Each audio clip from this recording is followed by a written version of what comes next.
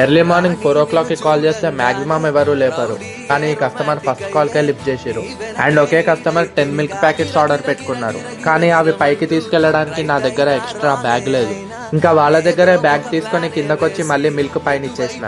ఇంక ఇక్కడేమో గేట్ లోపల నుండి లాక్ వేసి ఉంది. సో 3rd floor లో ఇవ్వాల్సిన డెలివరీని గేట్ కున్న బ్యాగ్ లో వేసి కస్టమర్ కి ఇన్ఫార్మ్ చేసిన.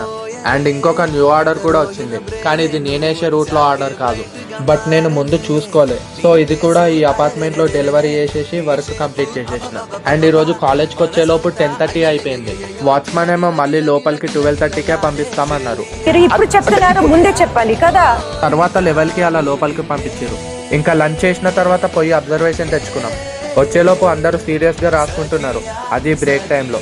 వీళ్ళిద్దరు క్లాస్ కి టైం అయినా ఇంకా రాస్తానే ఉన్నారు.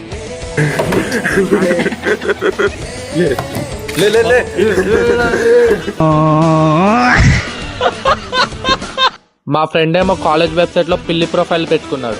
లాస్ట్ కి ఆడు కోడ్ రాస్తుంటే ఇడు CPU బంద్ చేసిండు. ఇంకా ఇంటికి రిటర్న్ వచ్చి జిమ్ కి రెడీ అయిపోయినా. అండ్ ఈ రోజు నా వర్కౌట్స్ వచ్చేసి చెస్ట్ అండ్ ట్రైసెప్స్. చెస్ట్ కి 3 వేరియేషన్స్ అండ్ ట్రైసెప్స్ కి 3 వేరియేషన్స్ చేసి వర్కౌట్ అండ్ 2 ఫినిష్ చేసేసిన.